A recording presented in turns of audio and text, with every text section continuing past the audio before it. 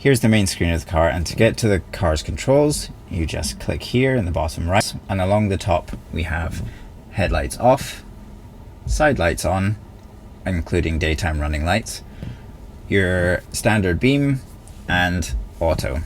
So here we also have selected the auto high beam. You can turn that off, and you can control that either on the steering wheel if it's a new Model 3 or Model Y. On this version you have the stock to be able to activate it, and when you pull the stock you get this quick option along the bottom to turn on your headlights to auto and your fog lights on and off as well. So I keep that on because this car has matrix headlights, so it will turn off individual pixels depending on whether there's a pedestrian or a car coming in your direction. So next we have fold mirrors. For example, I'm just pulling into the carport here, so I can save that location or unfold the mirrors. Really handy for tight car parking spaces or parking into a garage. We have child lock next, so that children can't open the door whilst you're driving. So you also have window locks, which stops the passengers from being able to use their electronic windows. Next is wiper controls. So you've got off, auto, and speed 1 all the way up to 4. Auto can sometimes be a bit tricky on a dry day. Sometimes it wipes the screen clean, and sometimes when it's raining it's not cleaning enough. Mirror controls next. So you can use this side wheel on the steering wheel to roll it up or down to change the position of where the mirror is at, and you can push it left and right so you can see more of the outside world. We have auto tilt, and that is so when you go into reverse then the mirrors can dip down and you can see more of the road and what's behind you. You can adjust that by pressing that button here, and then that will set it for all future journeys. You also have auto fold, so when the car locks, it's a good way of knowing whether the car is locked or not because you can see the wing mirrors folded. And then you also have auto dim, which dims the side mirrors when it's nighttime so that you don't get any glaring from the drivers behind. Next we have steering wheel position. Again, use the same controls at the side of the wheel, so you can go up, down, move it further away from you or closer to you, and you can save that depending on each profile. We have recording here. That is currently recording the cameras around us like a dash cam. You can tap that whilst driving and it will save the last 5-10 minutes depending on what you set. You can also quickly get to that here by tapping the dash cam icon here whilst you're driving. Sentry mode, so that's whether the cameras stay on in this area. You can set it to be turned off or on whether you're at work or at home. I have it so that whenever I'm away from home or work that it's always on, so that if anyone dings my door I'll know about it. Next we have car wash mode. If you're going into a car wash or an automatic car wash, you can put it into this mode to make sure that the windows are closed and that the car can also roll freely through the car wash. And then you can also open your glove box here. Unfortunately, it's not automatic to close it again. Next we have screen brightness, so you can raise and lower that here or set it to auto, so depending on the ambient light around you it will change. We have dynamics next. So this car has chill and standard. If you get the performance or add the acceleration boost, you can have sport or insane as well. Then you've got chill mode. All it really does is it limits the acceleration, so it's just a more gentle drive. It doesn't really affect your efficiency in any way other than limiting you from accelerating hard all the time. Next is steering weight. I have it set to standard. It's a good medium setting. Then you have lightweight, which is good for city driving or if you just prefer that feel. And then if you're going for a more spirited drive, you can set it to heavy, which firms it all up and just gives you a bit more tighter steering response. Then we have stop mode, which I would recommend that everybody changes it to hold. It's one of the best things about an EV is being able to come off the accelerator, the car comes to a complete stop, and if you're on a hill for example, it will just come to a very smooth stop and apply the brakes, and then when you want to move you just press the accelerator and you drive off. Really handy if you're used to an automatic car or like it when you come off the clutch that the car creeps forward, then you can change it on to creep. It gives a very similar experience. Or there is roll, which if you come off the accelerator and the brake, the car will just continue to roll forward under its own momentum. Then you have off-road assist, but that's only in the SUVs, so the Model Y. That allows you to turn off the traction control so that you have improved performance on off-road.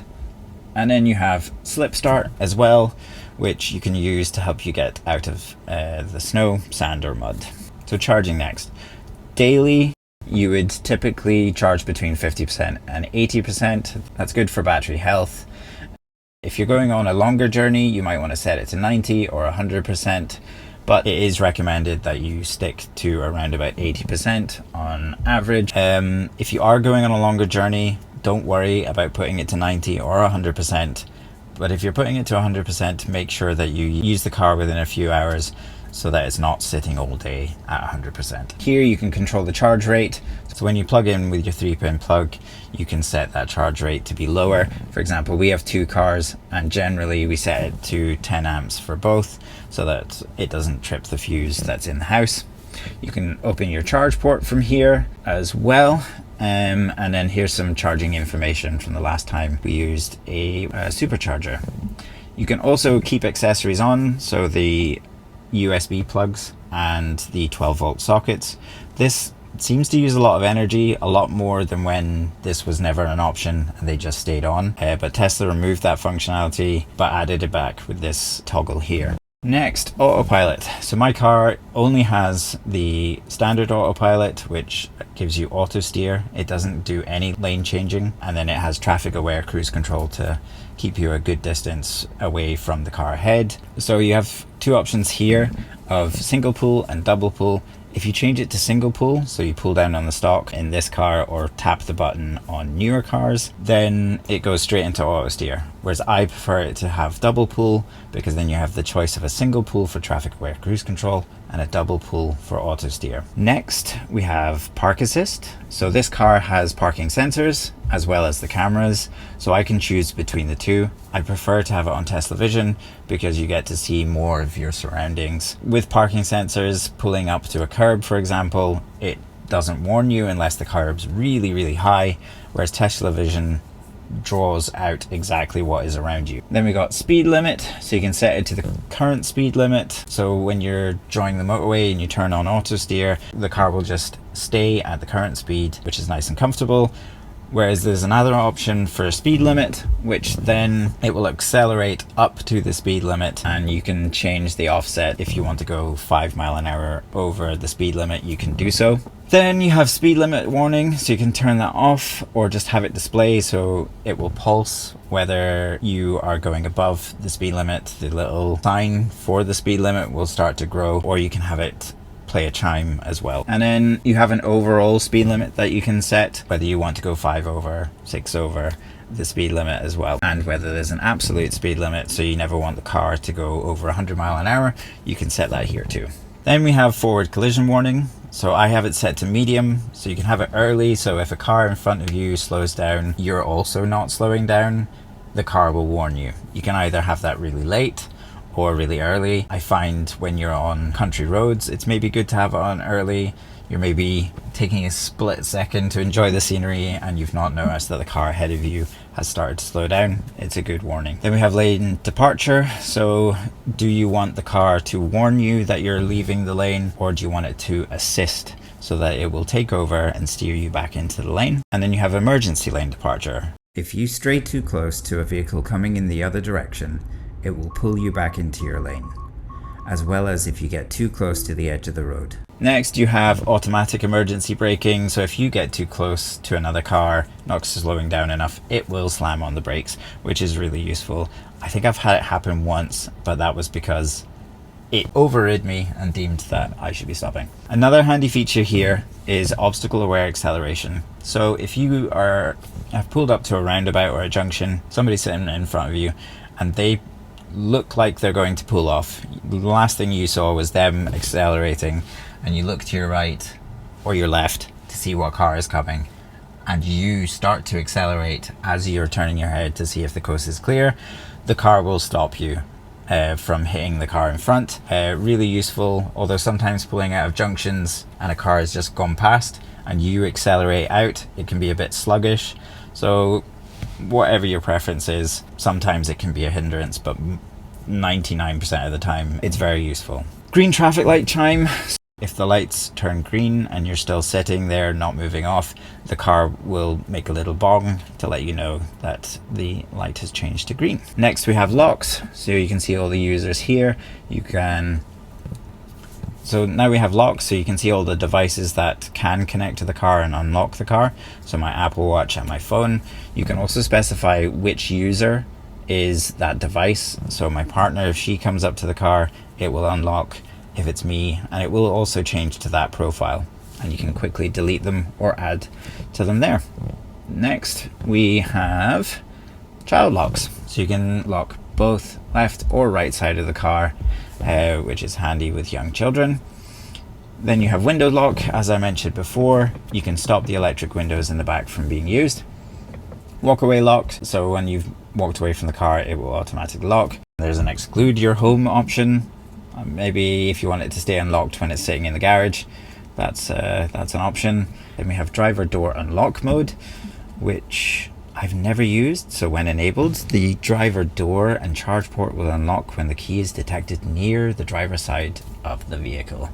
Unlock on park, another handy one. So if you're going to pick somebody up, you can stop the car, put it into park, and the doors will unlock for them. And car left open notifications. These are really handy. I had it a few times that it's been a glorious sunny day, the windows have been down whilst driving, forgot to close them, walked away, and all of a sudden you see the rain, but thankfully the car has already notified you that you've left your windows open. So within the app you can lock them again remotely. Then you have lock sound, which we've custom set to quack, which our daughter absolutely loves.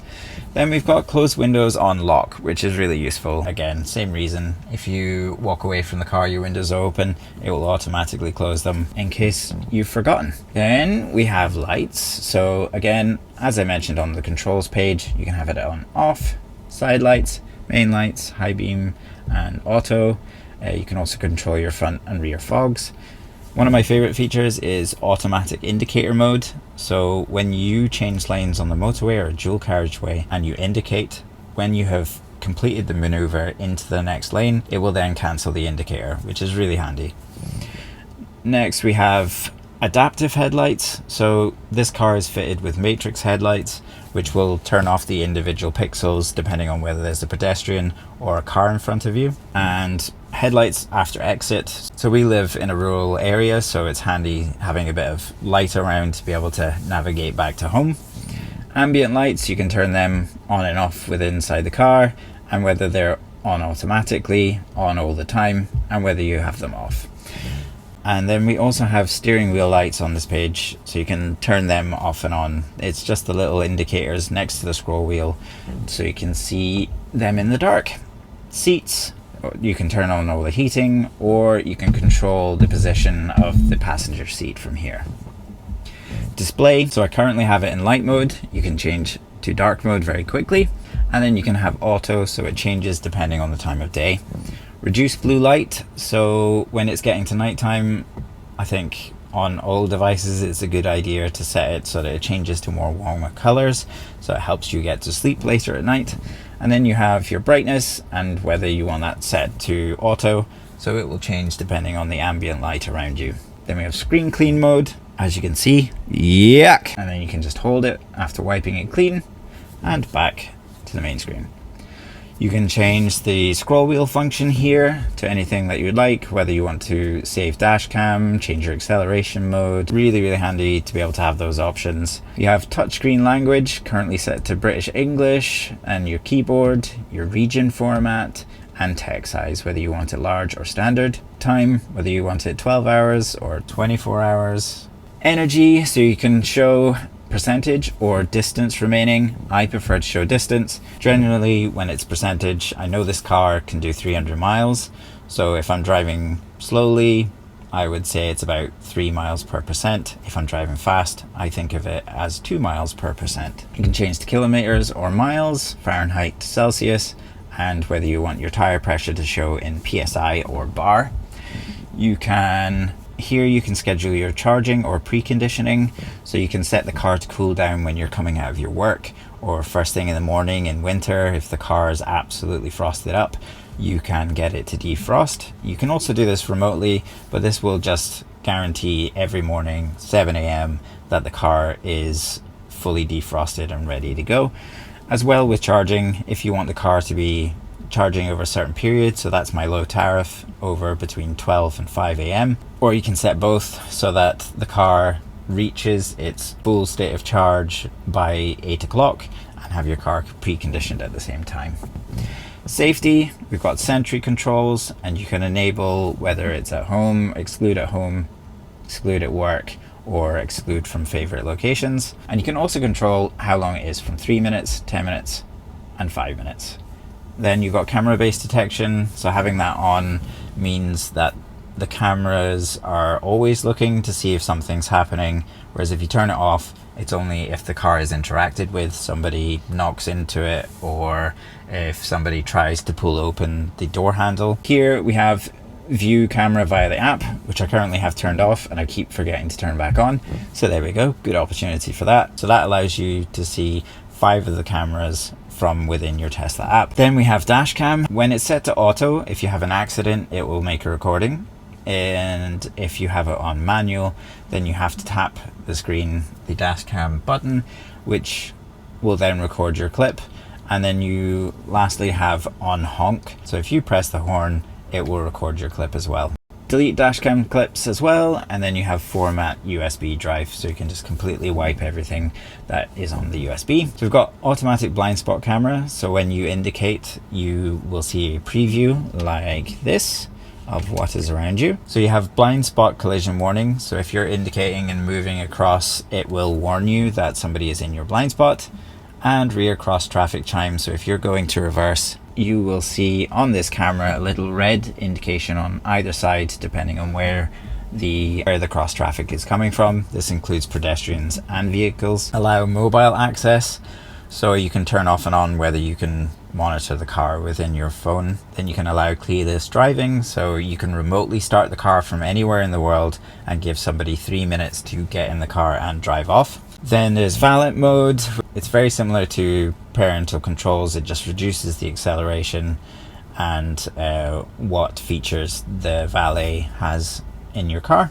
Then you have pin to drive, which is great. Even if you leave your phone in the car or your key in the car, you can have this pin to drive function where you set a pin. So if you leave your phone in the car, nobody can take your car away unless they know those 4 digits.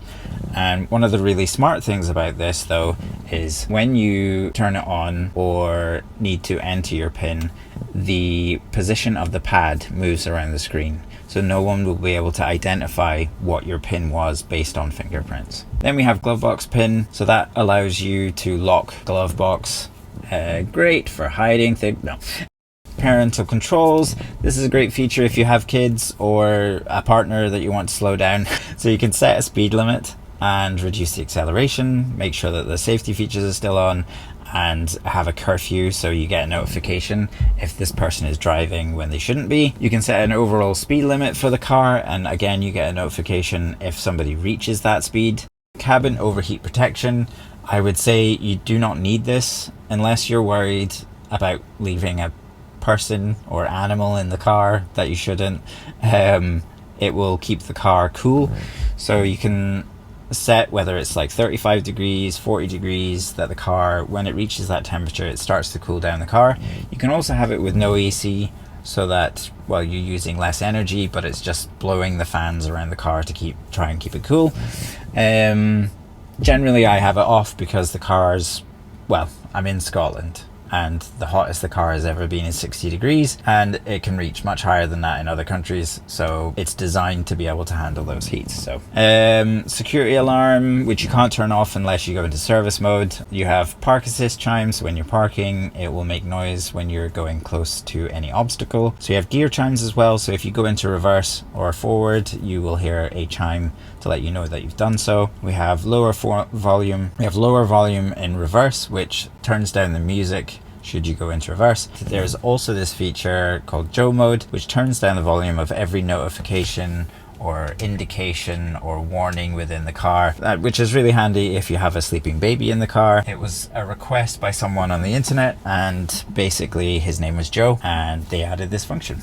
You can fully power off the car or put on the parking brake within here as well. Service mode, as you can see, my tire pressures are really low. It reminds you of what the pressure is and what you should set it to. You can track when you need to service your tires as well. I could go into all of these options here, but most of them are something that a technician should be looking into instead. You do not need to adjust the headlights when you go to Europe. That's a concern of a lot of people, but the car automatically adjusts that when you go across. Towing as well. So if you have a tow hitch, you can activate tow mode from within here. So you have different notifications, you can remove your locations, you can preview the cameras around the vehicle, you can change your wheel and tire combination. So if you've got larger wheels, it's good to do that because it changes the calculation for how fast you're going. You can also change from summer and winter tires, which allows the car to change its traction profile. And here you also have battery health test, which you can run within the car to see how healthy your battery is. Software, so as I said before, I have a software update. So you can see that at the bottom here, and I need to connect to Wi-Fi to receive that. You can look at the release notes for that. So there's a dash cam update, you can adjust playback speeds, different info at arrival, and some new audio settings. At the top here, you can change the name of your car. You can change the color of your car. So if you get a wrap, or if you just prefer the display to show something else, you can set to that and quickly change back to the original. You show your mileage, your VIN number, which hardware version you have. So I have full self-driving computer 3, but I think we're up to version 4 now. What packages you have included, and again, what software versions you have. There's the option here for standard or advanced software updates. I've never noticed any difference. You used to be able to tap multiple times to make a request for an update, but that's been removed. And then you have your privacy settings. How much info do you want to share with Tesla?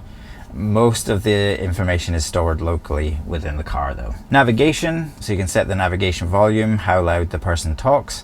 Generally, I like to have it turned off because I'll just look at what the directions are on screen. We have automatic navigation. Depending on what's in my calendar, it will update and travel to that location. Then we have Trip Planner, which adds superchargers to your stop along your route if necessary. Then you have online routing, which used to be part of the premium subscription, but now you can see traffic even if you aren't subscribed. We have speed camera chime as well, so if you are navigating to somewhere, it will alert you to speed cameras along your route. Avoid tolls, avoid ferries, all pretty self-explanatory. And then we have third-party charging stations. So the car will show if there are third-party stations that aren't owned or serviced by Tesla. So for example, when I go around the North Coast 500, it should show some of the charges along that route. Then we have trips. I like to have a lifetime one, but I bought this car secondhand, so that's how many miles since I've got it. So you can see current drive information and duration and how much energy was used and since your last charge as well, and then your trip A and B. Next is Wi-Fi that I showed earlier. You can see the different networks that are nearby. If you select a network, you can also, for example, if it's your phone, have it remain on whilst you're driving. Next is Bluetooth, again, which I showed you before. It's just where you can add your different devices, whether that be headphones to listen to music or your phone so that you can have calls or play music through. Then we have upgrades. I have none available because I'm already subscribed to the premium connectivity, and when they bring full self-driving over to the UK, that will be an option here. I think I've covered absolutely everything within the main controls, but quickly I'll show you the audio controls. So you can change, using this toggle just here, you can change which audio sources you have. So if you don't use Spotify, just turn that off. If you don't use Apple Music, you can turn that off as well. You have more options here, whether there is explicit content allowed and whether you can control it via your mobile phone. And then you can also change the balance. So when you're being forced to listen to Peppa Pig, you can put it to the back of your car. Who am I kidding? I absolutely love Peppa Pig. You can change your EQ setting and also turn on immersive sound. I think it sounds best when it's set to high. It just improves the audio quality. So next I'll show you service mode quickly. So what you do is you do a long press on the spec of your car and up comes this access code entry. If you type in service and hit OK and accept that you are absolutely a professional who's allowed to do this. Then it will go into service mode. It turns off the AC. It puts the car into chill mode as well, so that whoever's servicing your car isn't going for a joyride. You can see service alerts. For example, here are all the TPMS errors that I have until I get that fixed. Cameras and sensors and your speaker setup, as well as your high voltage battery and how everything's working. But the reason I'm in here is because I'd like to show you this feature. When you have an EV, you do not use your brakes often, which in certain climates can lead to corrosion. On occasion, it's good to burnish your brakes. You can do this by either accelerating, putting the car into neutral and applying the brakes, or if you set the car to roll mode. But here's another option. You can go into brake burnishing, and this will give you a guided process on how to burnish the brakes correctly. So you have a target speed to reach and a target pressure of applying the brakes, or you can freestyle it, disable the regen and just accelerate up to 40 and apply a firm amount of braking energy until you have slowed down. And if you do that a few times, this will help clean up your brakes. So next, if you want to exit your service mode, you can hit this icon here and long press down on that button there. So there you go. This video was primarily for my partner. She's not getting enough time to be able to come out to the car and discover these features for herself. So she asked, could I create a video to demo all these functions? So here we go. Thank you very much for watching, and I'll see you on the next one.